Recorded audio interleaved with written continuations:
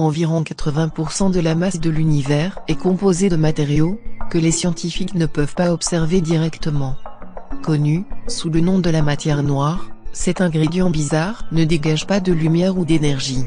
Alors, pourquoi les scientifiques pensent qu'il domine? Les études d'autres galaxies, dans les années 1950, d'abord indiquaient que l'univers contient plus de matière plus que ce qu'est vu par l'œil nu, même si aucune preuve directe solide de la matière noire n'a été détectée, il y a eu de fortes possibilités au cours des dernières années. Les mouvements des astres vous dire combien de matière existe? Peter Van Dokkum, chercheur à l'université de Yale, a déclaré dans un communiqué. Ils ne se soucient pas quelle forme la matière est, ils vous disent qu'il est là. Van Dokkum a dirigé une équipe qui a identifié la galaxie Dragonfly 44, qui est composée presque entièrement de matière noire. Le matériel familier de l'univers, connu sous le nom matière baryonique, est composé de protons, de neutrons et d'électrons. La matière noire peut être faite de la matière baryonique ou non baryonique. Pour maintenir les éléments de l'univers ensemble, la matière noire doit faire environ 80% de sa matière. La matière manquante pourrait simplement être plus difficile à détecter, composée de la matière régulière, baryonique. Les candidats potentiels sont les naines brunes sombres, naines blanches et étoiles neutrinos. Les trous noirs supermassifs pourraient également faire partie de la différence.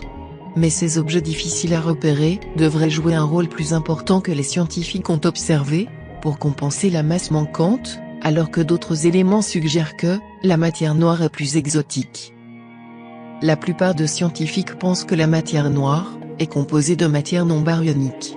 Le candidat principal, VIMP, faible interaction des particules massives, ont 10 à 100 fois la masse d'un proton, mais leurs interactions faibles avec matière les rend difficiles à détecter. Neutralinos, des particules massives hypothétiques plus lourdes et plus lentes que les neutrinos, sont avant tout le candidat, mais ils doivent encore être repérés. Neutrinos stériles sont un autre candidat. Sont des particules qui ne font pas la matière régulière.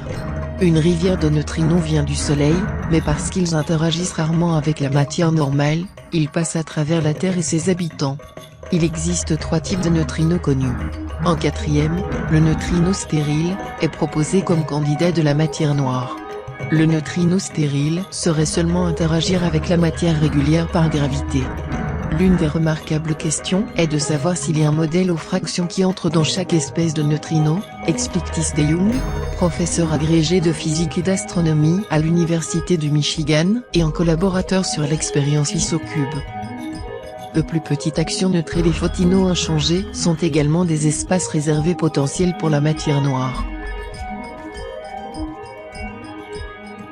Selon une déclaration par le Laboratoire national du Gran Sasso en Italie et l'NGS, plusieurs mesures astronomiques ont corroboré l'existence de la matière noire, ce qui conduit à un effort à l'échelle mondiale pour observer les interactions de particules de matière directement sombre avec la matière ordinaire dans les détecteurs extrêmement sensibles, qui confirmeraient son existence et faire la lumière sur ses propriétés.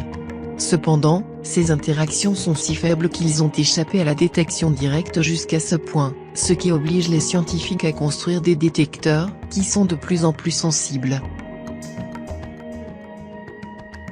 Une troisième possibilité existe, que les lois de la gravité, qui ont décrit jusqu'ici avec succès le mouvement des objets dans le système solaire, nécessitent une révision. Prouver l'invisible. Si les scientifiques ne peuvent pas voir la matière noire, donc comment ils savent qu'il existe? Les scientifiques calculent la masse de grands objets dans l'espace en étudiant leur mouvement. Les astronomes examinent les spirales des galaxies dans les années 1950, pensent qu'ils devraient voir la matière dans le centre déplaçant plus rapidement que sur les bords extérieurs. Au lieu de cela, ils ont trouvé les étoiles dans les deux endroits se sont rendues à la même vitesse, ce qui indique que les galaxies contiennent plus de masse que pourrait être vu. Des études du gaz dans les galaxies elliptiques ont également indiqué un besoin de plus de masse trouvée dans les objets visibles. Les amas de galaxies voleraient à part si la seule masse qu'ils contenaient était visible à des mesures astronomiques conventionnelles.